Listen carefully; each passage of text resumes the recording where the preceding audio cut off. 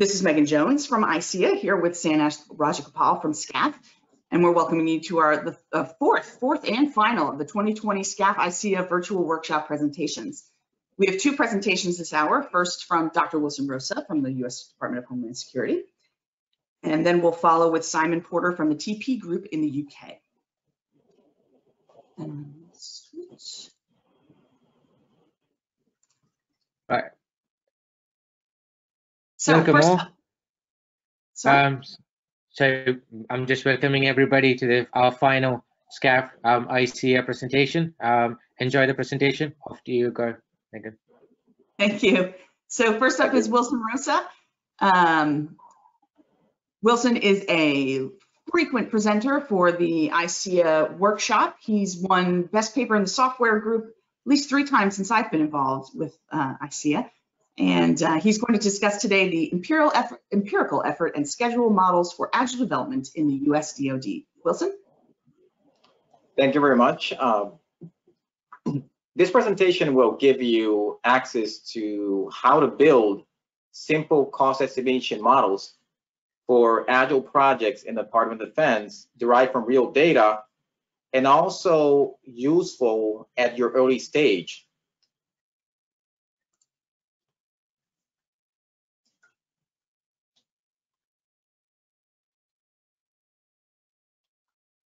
One of the issues that we face in the Department of Defense and also across the federal government is that we really need estimates for Agile projects very early stage, because that is the time when we are asking for funding to start a new program.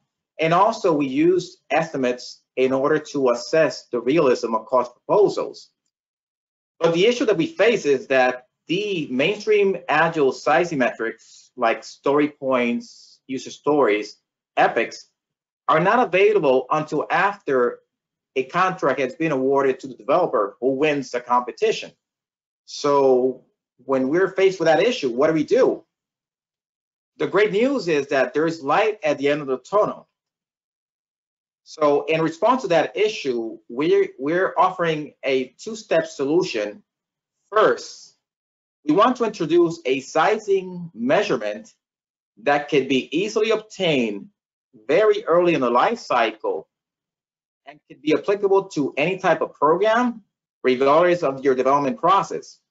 Secondly, I will introduce a set of software effort and schedule models that can be used very early in your life cycle.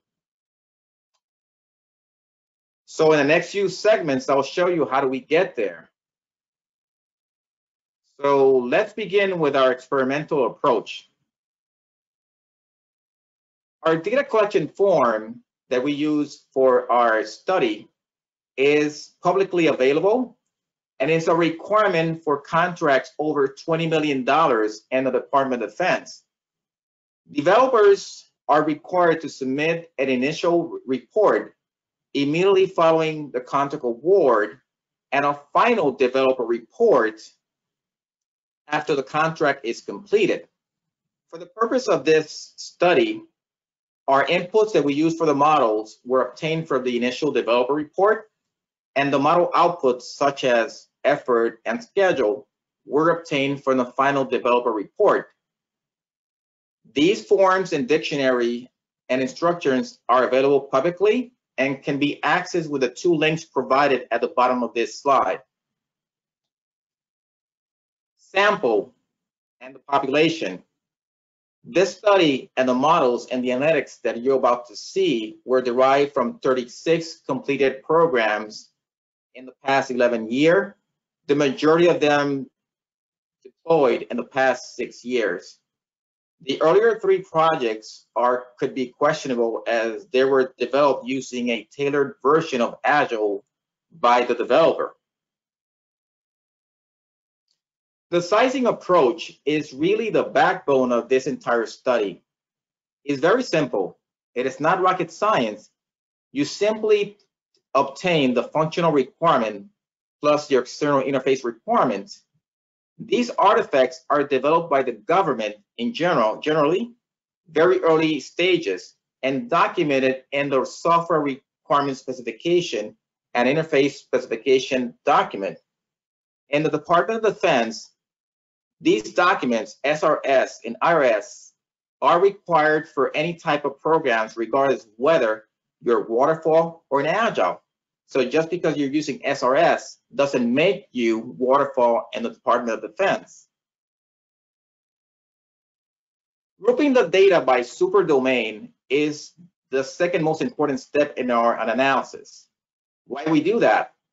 Well, past studies that we have done have shown that when you segment your data by application domain or superdomain, you're accounting for most of the variance you see in your typical mainstream cost models like Kokomo and SEER.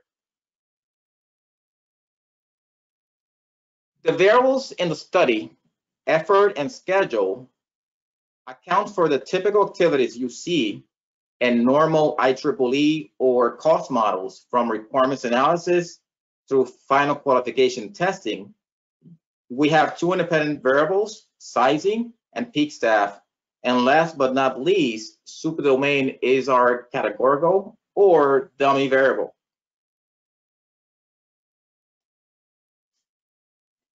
In selecting the best fit model and the most accurate model, we use a 5-step rule of thumb. First, adjusted R-squared greater than 60%. Small difference between the adjusted and predicted R-squared, that's our cross-validation approach. Variance inflation factor, VIF, lower than 10%, lower than 10, which would indicate that there's no multi-collinearity. P-value for significance of 5% or lower, and mean magnitude of relative error of 50% or lower. For us and the government and DoD, that is good enough. Now let's spend time talking about how these projects look like.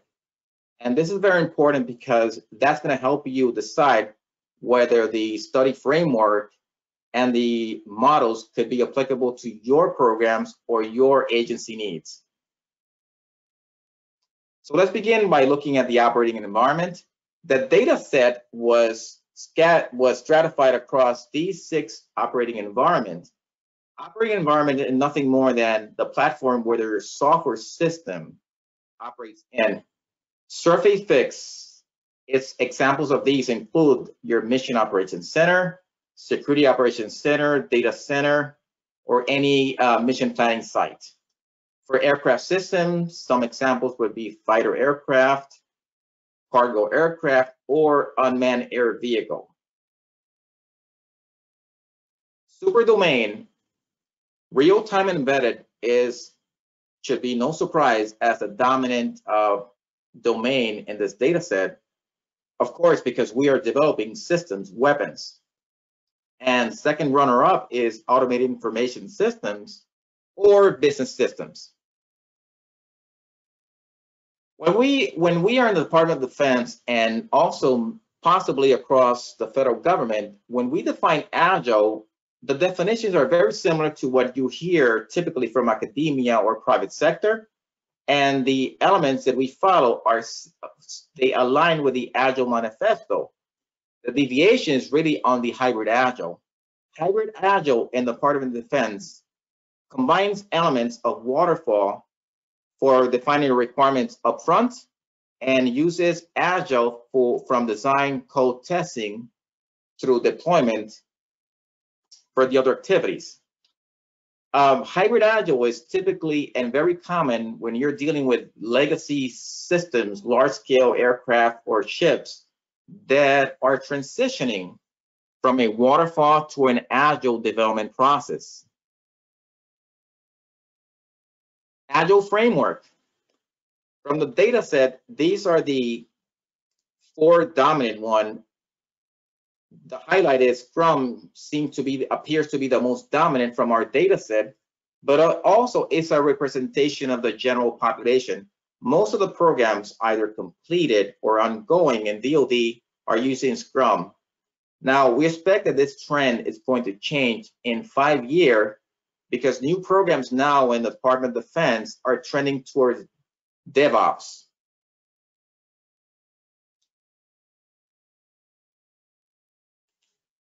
Now let's switch to descriptive statistics, starting with actual effort. Effort was collected at the release level from our data set and includes all these activities you typically see from analysis requirements through testing. The majority of the programs expended less than 200,000 hours, and the average is nearly or approximately 100,000 hours. The same with scheduled development for Agile. Collected at the release level, the majority of the programs, or about 2/3 of the data set, completed their software projects in less than 36 months. Initial software requirement is our primary size measurement as described earlier, and the average is about 800 requirements, and the largest in our data set it's a little over 4,000 requirements. When I say requirement, that's a summation of function and external interface requirements collected early before a contract is awarded to a developer. Now, let's talk about requirements volatility, a very interesting one. Requirements volatility is defined as the amount of requirement change. That includes added, deleted, and modified, divided by the total baseline requirements at the beginning. The average is about 20% requirements volatility, but the most important observation from this chart is that it reaffirms that Agile software requirements in the Department of Defense are continually changing, which aligns really with the Agile manifesto.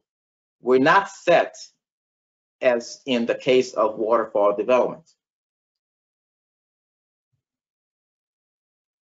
So let's move on to more analytics and comparison. We have seen from literature and from many assertions that Agile is expected to outperform traditional processes in many areas. However, most of these studies have fallen short in showing you the substance, the data behind it. So this section is an attempt to show and to prove whether Agile is better than traditional processes like waterfall based on real data observations. So let's begin. Let's take first look at productivity. Productivity is the amount of hours divided by your baseline requirements. In this case, Agile appears to perform slightly better than traditional software development waterfall, but the results are inconclusive, and that's because, as you can see, our Agile dataset had 36 projects, whereas our waterfall had 176. So I believe that the disparate number of projects might be driving this, but we expect to have a bigger sample of Agile in about a year from now. So let's see what happens when we compare the two processes in terms of effort overrun or effort growth. We see here that it's a better difference when I compare Agile to traditional, 16 versus 25%. And I think that this chart should be, in my view, inspiring to many program managers, because this could be a good reason for adopting Agile compared to traditional. It helps you minimize overrun. This is one of the benefits we have seen from our data. The third comparison, team velocity at the release level. We also see a big difference between Agile and traditional. In other words, Agile appears to perform better in terms of completing quicker than a traditional system. So we believe that one of the contributors of that is that continuous testing makes a big difference and pays off. But again, we have seen and showed you that Agile performs better, but these results are debatable based on the sample size, and we expect to have better information in the near future. But at least at this point in time, we believe that Agile performs better than traditional. So now let's move on to the two main features of this presentation. Let's begin with effort estimation models. I will try to answer two primary questions. First, is initial requirements a strong predictor of development effort for Agile? Secondly, when I'm building a model for effort estimation, do I get a better fit and better accuracy when I gradually add super domain and peak staff to the equation? So let's begin by looking at our baseline model. This is a simple model that predicts effort as a function of the initial requirements. If you look at the bottom left table, you see that based on the t statistics and the p-value, that initial software requirements, yes, it is a strong predictor of effort. If you look at your graph to your right, the probability plot, you see the blue dots around the straight line. This is an indication that log linear regression is suitable for predicting effort on Agile programs. The flip side of this is that the adjusted R-square of 63% is marginal, not great, but it could be improved by adding more variables to improve the reliability and accuracy, which you'll see in the next two iterations. So moving to effort model 2, here's what happens when we augment the previous model by adding now super domain variables or categorical variables. You can see that the R-square adjusted jumps from 63 to 77%. That is great news. Also, the mean magnitude of relative error, MMRE, drops from 68 to 47%. That's great. So bottom line, adding super domain to a effort model on Agile, it's recommended, which improves your accuracy and your fit. This type of model is very useful, and I have personally used it before source selection when you're establishing your baseline cost estimate or independent government cost estimate prior to the release or request for a proposal. Third iteration model, here's all three variables included. This augments the previous model by adding peak staff along with requirements and super domain. Adjusted R-square, great, of 87%, better than what you saw earlier in the prior two models. So bottom line is that a three variable model, when you consider peak staff, requirements, and super domain, gives you the best fit and the highest accuracy. Now, this type of model is very appropriate during your proposal evaluation phase. Why? Because these inputs are known. Your staffing levels can be obtained from the competitors or the contractor cost proposal. The requirements count can be obtained from the government source documents like the SRS. Now, moving and turning the page to the last part of this presentation, schedule estimation models. The construct and the variables are very similar to the previous section, effort estimation. Similarly, as I described in the previous section, this time I'm trying to prove if software requirements, when defined as function and interfaces, can it predict software development schedule? And do I get a better fit when I gradually add peak staff and super domain? So let's begin the journey. This is our first schedule estimation model, simply using initial software requirements as your predictor. Looking at the t-stat and p-value, yes, it confirms that it's a good predictor of development schedule for Agile. The graph to your right, the blue dots around the straight line, also reaffirms that log linear is also a good equation form for schedule prediction of Agile. Now, the flip side of this graph, if you look at the R-square, is 20%. It's horrible. But why is that? My conclusion is that you cannot use data sets that has real time and non-real time, and you'll see that in the next chart. So bottom line is here, it proves that requirements is a good predictor, but I would not recommend using a single variable model based on requirements to predict schedule. So let's show you in the next chart what happens when you add superdomain. The R-square dramatically improves the adjusted from 20% up to 65. That's great news. So bottom line and the key takeaway here is that you achieve a better fit and higher accuracy for your schedule model when you consider superdomain in your equation. And this type of model is typically and most appropriate before source selection or before the release of the request for proposal, because these inputs can be easily obtained. Last but not least, let's see the schedule model when we consider adding peak staff along with superdomain and requirements. This by far is the best model. It has the best fit and the highest accuracy when looking at the adjusted R-square and looking at the mean magnitude of relative error below 30%. That is great news. So these three models offers you choices depending on where you are in your life cycle. If you want to test whether requirements is valid, we have done that.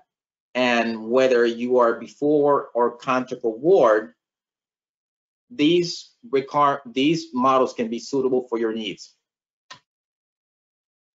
So in closing, the analysis in the study confirms the notion that initial as opposed to final functional and interface requirements is a valid predictor of software development schedule and effort for Agile programs.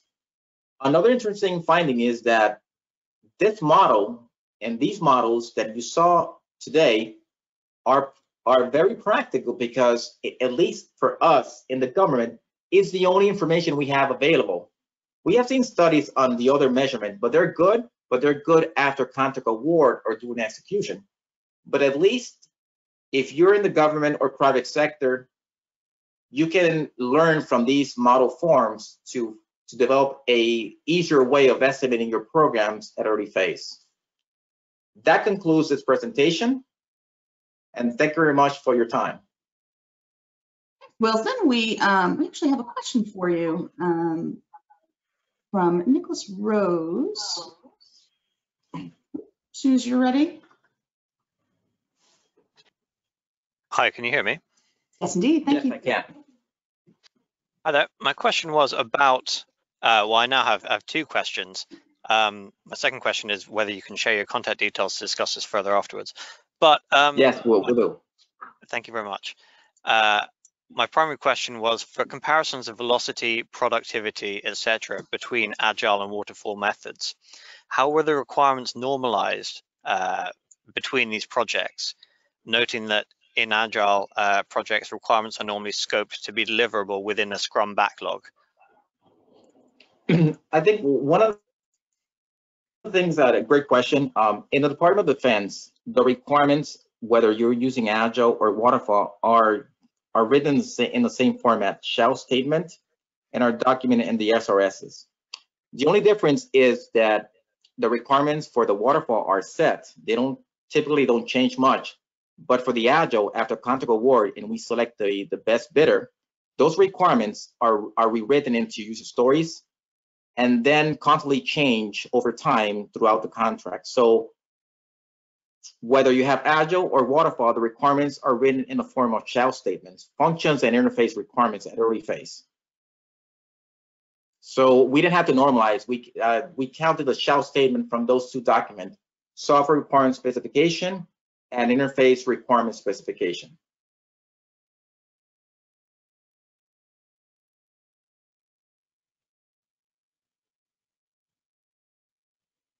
I think that sounds like it answers the question. I certainly hope so. If that's the case, I'm going to switch the screen over to Simon's.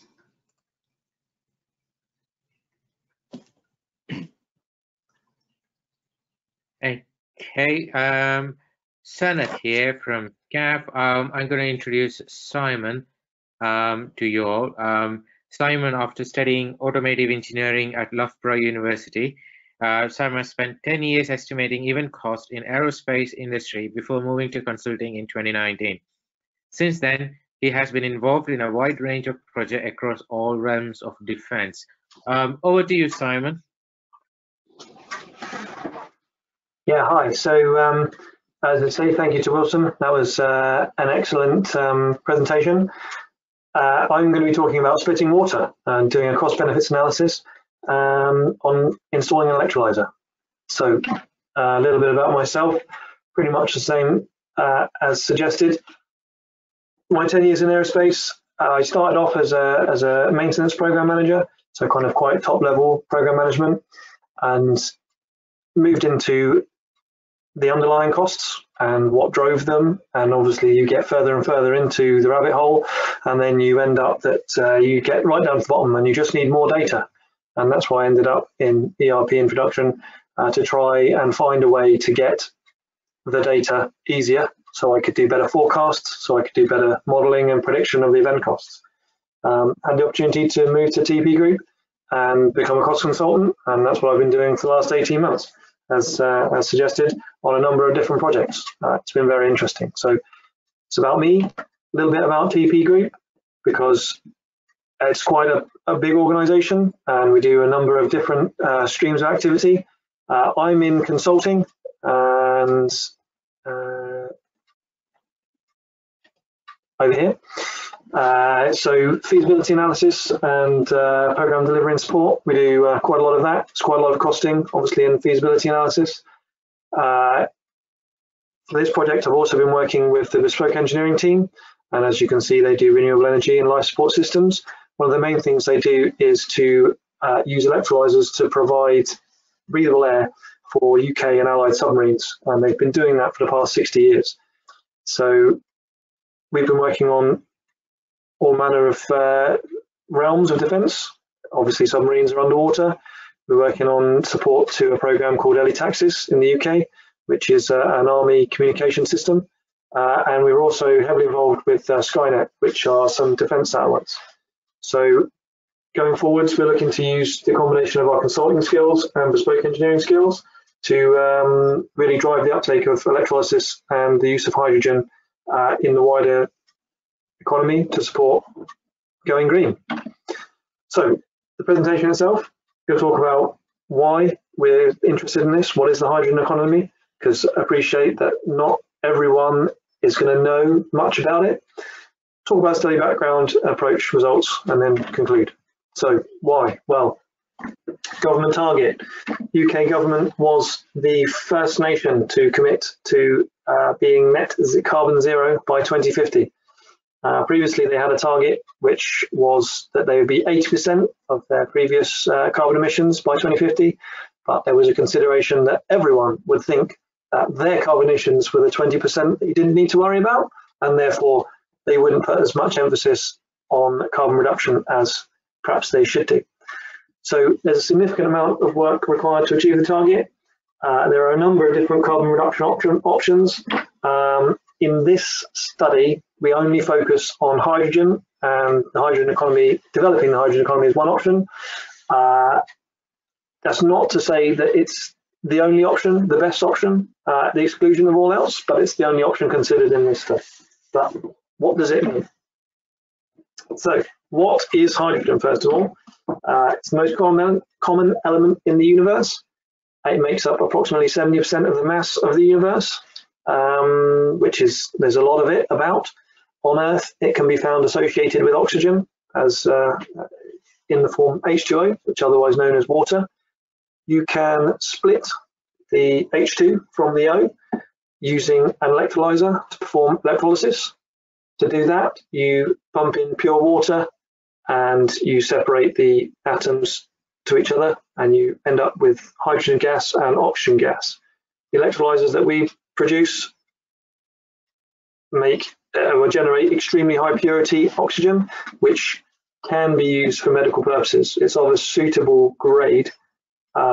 Obviously, it's used as breathable air on board submarines, so that's good. So, hydrogen is a fuel. Statement of fact: you can combust it with air in the same way as you would do for petrol or diesel, and doing that produces heat in exactly the same way as petrol or diesel. The main byproduct of that combustion will be water, and it is zero carbon. It's carbon zero at end use, because you're not produced. There's only H2O in the equation, so there's no carbon, so it cannot produce any carbon. So the hydrogen economy is the coverall term for production, storage, transportation, and usage of that hydrogen. So, what is an electrolyser? You may or may not have seen one. I don't know. This is an electrolyser. This is a polymer membrane electrolyser. So when pure water is pumped through, oxygen is pulled to the cathode, hydrogen is left at the anode, and then you can collect the gas from those two ports. These lines here, each individual one of these lines, each one of these tabs is a cell, and each cell, they join together and build a stack, and your stack can be anywhere between 1 cell and 150 cells, and you can have as many stacks as you like daisy chained together, as long as you've got power to run them and water to go through them. So this will become important later on when we go through the presentation, when we talk about stacks and electrolyzers and cells and that sort of thing. You'll see why as we go through. So move on to the study background. What are we going to do? What's the application? So hospitals in the UK have very often undersized combined heat and power plants. They provide electricity to the hospital, and they also provide efficient heat, because basically an engine that runs provides heat and power at the same time. So rather than having to draw power from the grid and use gas to run a boiler to provide heat, you can just use gas to provide heat and power. The existing CHPs could be converted to run on a percentage of hydrogen. New CHPs you can get that are designed to run on 100% hydrogen from the start. Obviously, the other output from the electrolyser is oxygen, and hospitals use a lot of oxygen, especially in recent times with COVID and so on. And hospitals have a large carbon footprint. I think that goes to be said without for any large facility, they have a large carbon footprint. So the question is, how much does it cost to run a CHP powered by hydrogen? How much does it cost to buy? And what are the associated benefits to the hospital and to the society? So that is the question. Now we have to approach an answer. So all cost benefits analysis all start off with an option. There's always several options. I think one of the other talks that we had last week or the week before talked about considering your options and considering do nothing as an option. We did consider that, and we did consider the do minimum, which is to install a gas-powered CHP to meet any additional demands that you would normally be drawing from the grid. They were used as a baseline, but they weren't explicitly considered in the study. So option 1 then is to install a hydrogen-powered CHP and to buy in the hydrogen. So you get a big tube tanker to come and deliver it on site when you need it. And option 2 is the full works, install a hydrogen-powered CHP and an on-site electrolyser. So the remainder of the presentation is strongly going to focus on option 2, which is installing an electrolyser on site to power a hydrogen CHP. And supplied hydrogen, getting it shipped in is very expensive, and we'll see what effect that has later on. So we've got options, we've got a benefits map, we're doing a cost benefit analysis, we've got to have some idea of what our objectives are. And if you see the main difference between option 1 and option 2 is this hydrogen deliveries here in the benefits map. You can see that there were 3 main objectives. That's to lower the hospital CO2 footprint, is to lower the ongoing costs, and to improve the resilience of the hospital, so they're not relying on shipments of deliveries from outside. There are some good benefits. That's because you're not using fossil fuels, you're reducing your fossil fuel usage and therefore lowering your carbon footprint. Because you're not using, well, assuming that you've got your electrolyzer is powered by sustainable energy, you don't use gas or electricity that produces CO2, so further contribution to reducing your CO2 footprint. And if you've got an electrolyzer on site, then you don't have hydrogen shipments. You can reduce your oxygen deliveries because you can use the oxygen produced by the electrolyzer, and that permits active management of how much oxygen and hydrogen you've got stored on site, which gives you improved resilience if you can manage it correctly. And that obviously is a possible disbenefit, that the facility may not have the skills and abilities to actually manage it properly, but that's a different discussion. So, give you an idea of the proposed solution, just so you can see what it is we're talking about. This is the electrolyzer, and as an input, it takes in water and electricity, and as an output, as we discussed, hydrogen and oxygen. They are compressed into storage buffers. The hydrogen then feeds the CHP.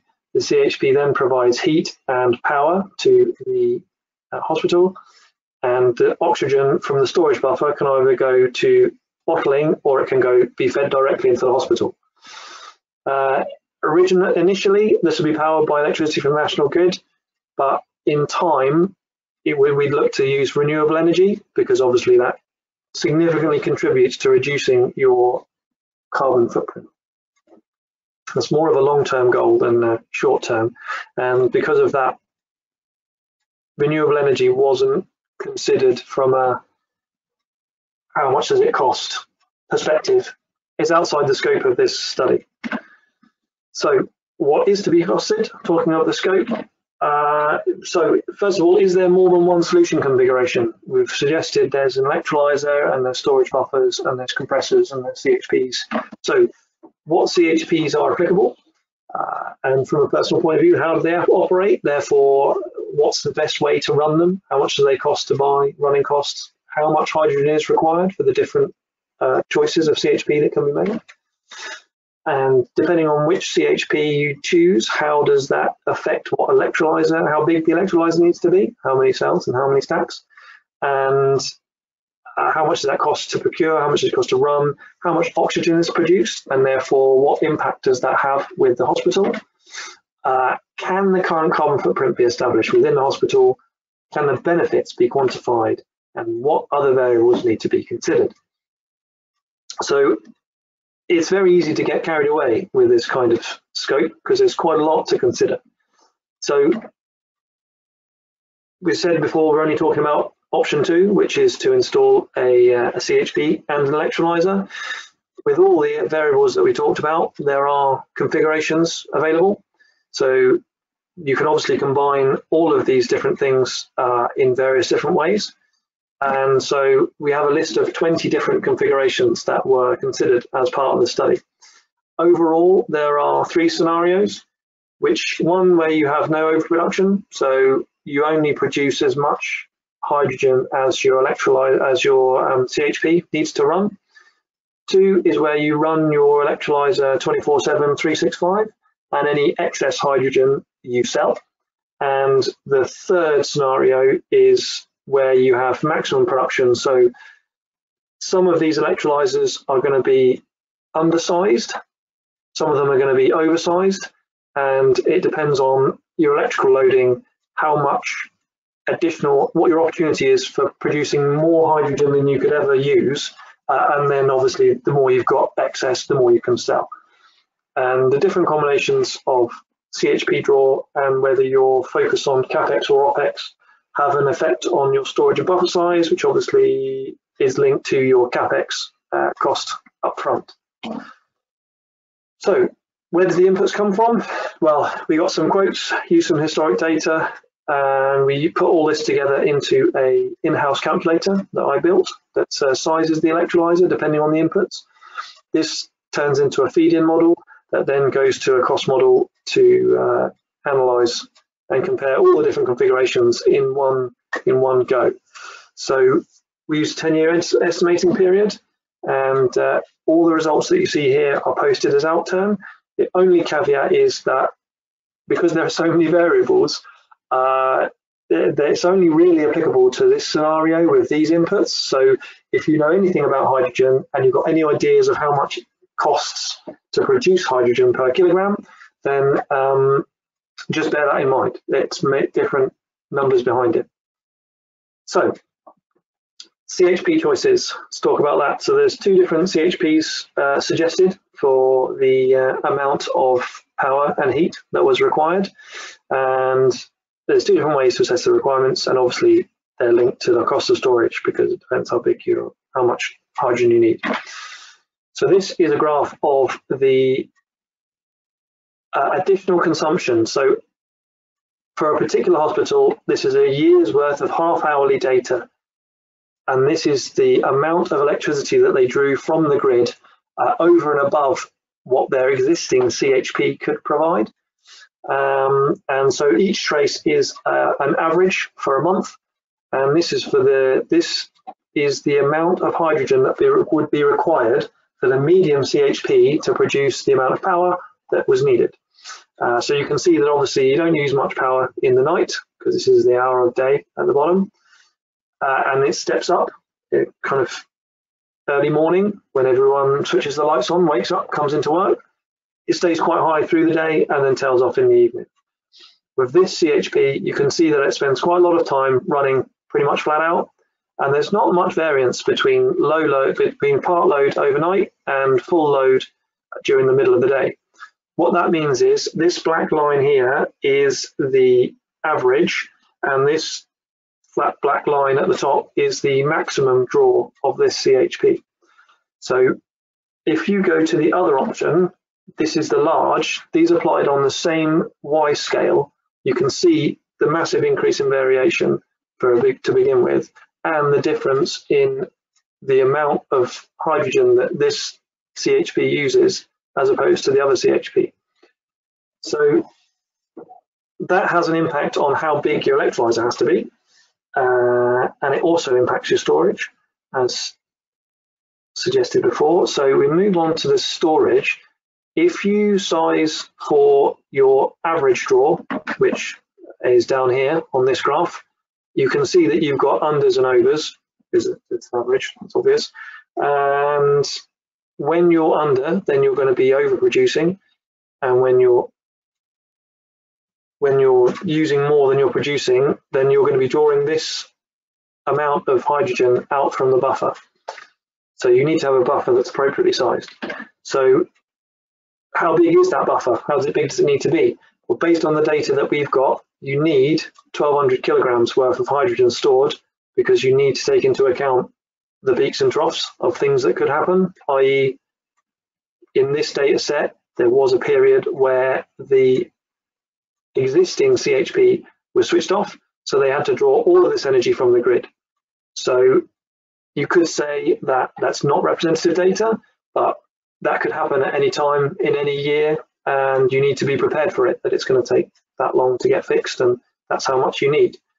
The difference is if you size your electrolyzer so that it can produce enough hydrogen to meet the maximum demands of the CHP, your variation is very small, because whenever it's running flat out or half pace, you can always produce enough hydrogen to feed it. So you have a different storage graph, you have a much smaller amount in storage, and therefore both of the max costs for storage are lower than the average costs because it's just much smaller. Overall, this storage contributes about 30 pence a kilogram to the cost of your hydrogen, including your capex.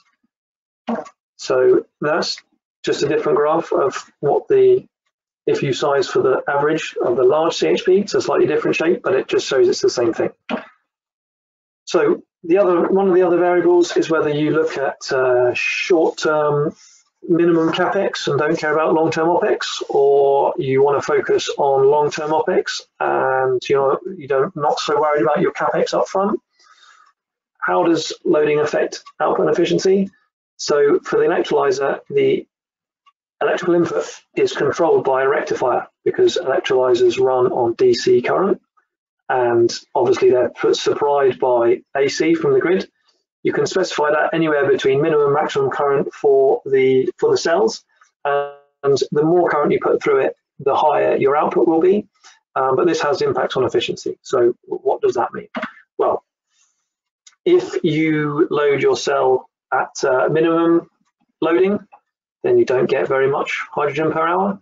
If you load it more towards the maximum, you can get up to, this is per cell, you can get up to quite a lot. Unfortunately, you can't escape from the efficiency graph, and this is the same range from about 250, I think, is the minimum, up to 3,000. This is milliamps per centimeter squared, but it doesn't really matter.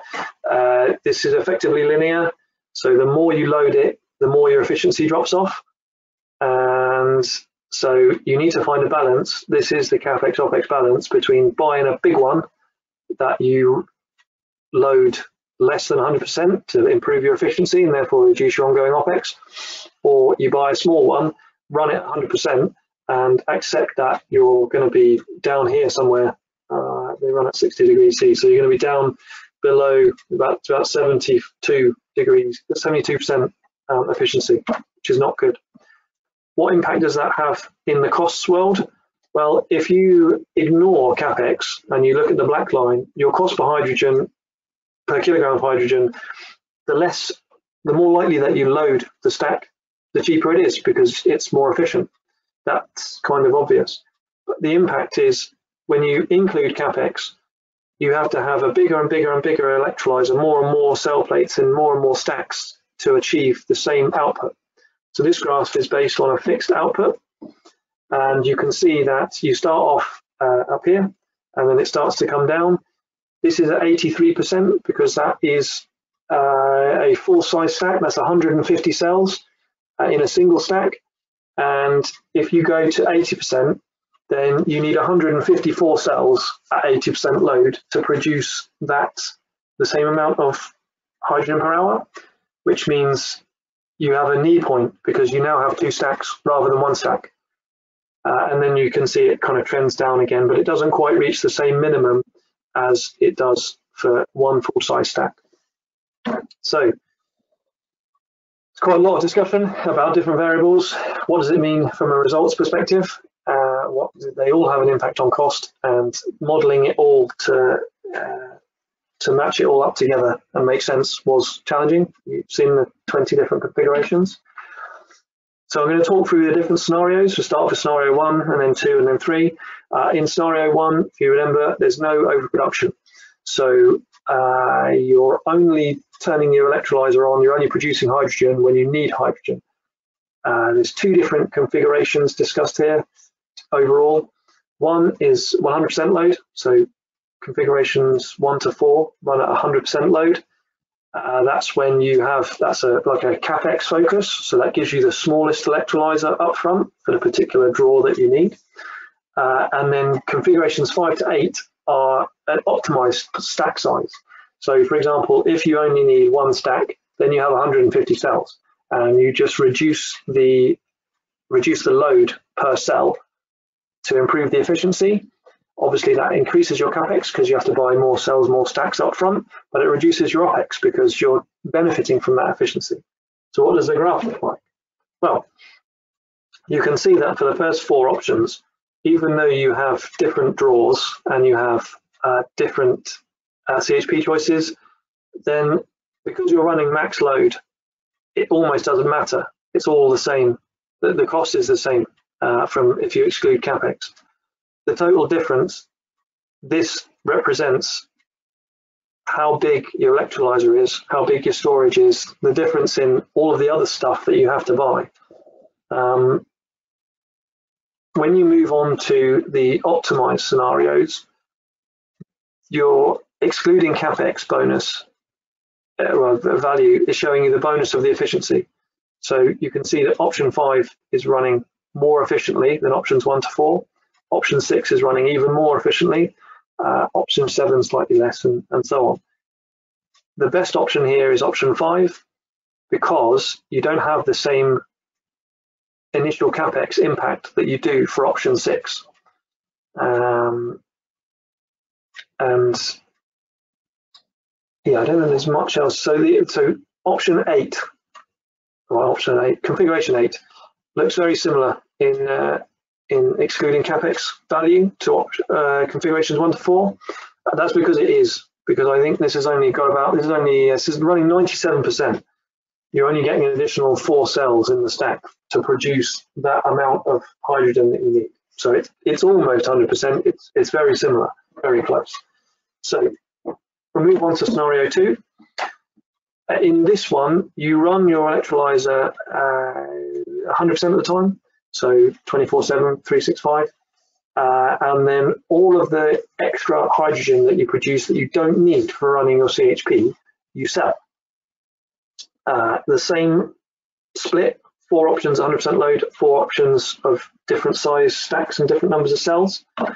And you can see the graph looks a bit different now because your larger electrolyzers, which are in option 10 and particularly option 14, that is a very big electrolyzer, when they're running, because they're sized for maximum draw, they're always overproducing unless the CHP is running flat out. And when the CHP is off, they're producing a lot of hydrogen, so it significantly reduces the overall cost because you're getting the benefit of a lot of sales. And this obviously is dependent on if you can sell all of the excess. There's not much difference between these options. As we said before, they don't have much extra capacity to produce much extra hydrogen to sell. And that's the case if you size for the average draw, so 15, 16, and 11 and 12. They just don't have much capacity to make a difference. Now, if we go to scenario 3, in this one, you uprate your electrolyzer. So where you bought a great big electrolyzer up front because you wanted to focus on your OPEX, what you do now, you change your rectifier and you say, I want to run it flat out. I'm going to produce all of the hydrogen I can possibly manage. We're going 100% full load. We're going to decide that all the stuff we can sell is going to massively benefit everything else. So that's your costs. You can see that now this option, which is configuration 18, is producing a significant amount of excess hydrogen, and the sale price in this analysis is £10 per kilogram, which is roughly in the market. If you could sell your hydrogen at £13.50 a kilogram, this would actually go negative, and therefore you would be on a 10-year basis. You would get a return on your investment, which is good. You can see again there's virtually no difference for configuration 20 because again it just has no capacity. So we're going to move on to, on my days, look at the time, the results. We have a quick summary of costs. So the CapEx OPEX balance should be made on a case-by-case basis, considering the opportunities for sale, because there is a risk if you buy a bigger electrolyzer that you're not going to be able to sell the hydrogen, and that's a bit of a problem. But it does give you opportunities. Like I say, you can change the rectifier. It's much less expensive than having to buy a whole new electrolyzer from scratch. So the best option in this scenario is configuration 5, which is the electrolyzer size for the maximum draw of the smaller CHP with a single full-size stack. Again, this is the most efficient way to produce your hydrogen. It means you need a smaller storage facility because your size for the maximum draw of the CHP, that's the best match. really. And it gives you minimal risk for the business case because you don't have to worry about selling any excess hydrogen. So option one, I mentioned it before, with hydrogen delivery, the cost was identified at £20 a kilogram.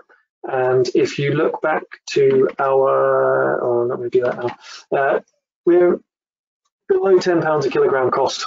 And so you can see that getting it delivered is just massively expensive. It's just the wrong answer. So benefit summary, you've got to talk about benefits, it's cost benefit analysis. Reduce carbon footprint. So this is one of the three original benefits that we were targeting. And if you have it on site, yes, you can reduce your carbon footprint on the facility. You have to have green electricity to power the electrolyser because otherwise the amount of electricity it uses is huge. And you just basically would just push your carbon offset, further up the power chain. You have increased resilience because you have additional oxygen supply. You have oxygen control, hydrogen control on site, and we haven't lowered the ongoing costs because the cost of electricity is currently quite large. Coming on to the conclusions, before I say too much more, recommendations are bigger is better up to a point. We talked about the capex-opex balance.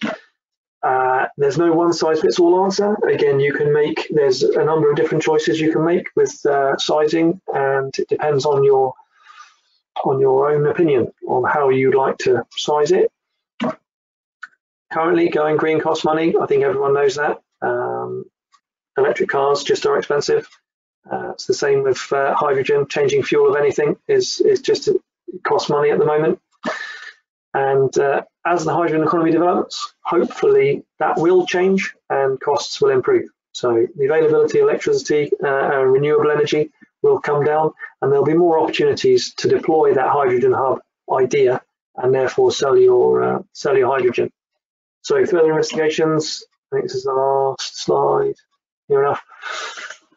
Renewable energy, what impact does it have? How much do you need? How much does it cost? What's the balance? Don't know, not investigated outside the scope of this study, but worthwhile for future investigation. You could definitely develop a better control algorithm for switching the electrolyser off and on, and that would give you improvements because you could take advantage of efficiencies. There is a problem with CHP heat storage because, as you saw from the graphs, there's a big peak in the middle of the day of when the CHP is running. That may not be when you need the heating, but you do need the heating overnight when the CHP is running at a slightly lower load. So there could be timing issues. And obviously hydrogen hub development, that's a kind of a long way off in the future plan, I think. But that obviously gives you a better value proposition for the excess capacity. If you've got somewhere you can store it, then you're all good. So if you need further information, my contact details are on screen, and I go back to I'll take back. We're going to go a little long, but it's not the end of the world. We're recording today, and the video recording of the webinar will be up tomorrow. So if you've missed something at the end, you can always catch it on the website. We have two questions. Actually, both are from the same person. So I'm going to turn Bill Barfield's mic on. Go ahead, Bill. Good. Simon, very interesting attempt or a convincing argument on stepping into the 21st century on generating several useful products. I have a question for you, but first, bear with me while I ask Wilson a question. Okay. Wilson, you on board? Yes, I'm here. Yes, I'm here. Cool. Is your model applicable to what everybody's using these days? Many development programs are using the modified Agile environment, wherein not only is it an Agile environment, but it could be a waterfall or other development processes. So it's a hodgepodge of Agile and other development processes in the software world. The answer is yes. 3 years ago, in fact, we developed a similar model for waterfall, incremental, and other methods for the 176 projects. We presented that at ICEAA conference in 2017. So I can give you that. So it's applicable for waterfall as well and other forms of development processes. That would include your 3 dummy variables, D1, 2, and 3? That's correct, yes. The construct was very similar. We said 3 years ago, we tried it on waterfall, and we said, okay, now that we have more than 30, why not try it with Agile? And this is what we presented today. So yes, we have copy of the waterfall version of these models. Very intriguing. Thank you. You're welcome. I remember your paper from 3 years ago too. Simon, electrolysis efficiency depends on the purity of the water coming into your electrolysis system. What do you do with all the other stuff that gets generated from electrolysis, argon, nitrogen, and then all the dissolved minerals that are the purity of water? Like salt water is 32,000% salts, various salts, and fresh water is some lesser number, of course, but there's other stuff that gets broken out when you do electrolysis on water. How do you handle all that stuff, and what's the cost impact? So our electrolyzer accepts pure water, and it has a cleaning stage prior to the input actually into the electrolyzer. So that was out of scope from this study exactly. It was more from the point of view of you're just going to get pure water, just look at the electrolysis of that pure water, and everything else is handled by someone else. Good point then. Do you consider that an upfront cost to get pure water? Yeah, I think in this study, it's built into the capex of the stacks, the electrolyzer itself. When you look at the capex costs in the model, it wasn't just you're buying literally the cells and the stacks. You're buying all of the rest of the balance of plant that you need to supply the water, to supply the cooling water, because they need to be kept at a particular temperature. And all of that, you buy a functioning stack, and that includes all of the pre-treatment and includes all of the pipe work to actually extract the gases and run them to the compressors and so on. So that does answer the question. You take pure water and then you take it from there to do your research. Yeah. Well done. Thank you both. Nice talks. Interesting. Out of the normal realm of cost analysis and cost estimation, but it's still functional. Thank you. Thank you. Thanks, Bill. If anybody, we're going to close out the questions now. If anybody has any more for our authors, the slides and the recording of today's webinar will be up on the ICEAonline.com/SCAF2020 ICEAA URL that you see there in front of you. And of course, if you need to get in touch with one of our speakers, you can contact me at ICEAA or Saneth at SCAF. And yeah, that's our question. So on behalf of ICEAA, I want to thank everyone for joining us today.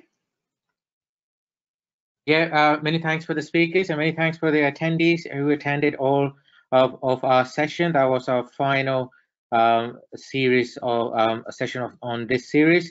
Many thanks to Megan and Dave Sherman, who worked hard to get SCAF ICEAA workshop online. The next SCAF workshop is in February. Until then, have a safe Christmas and a very happy New Year. Bye now. Thank you.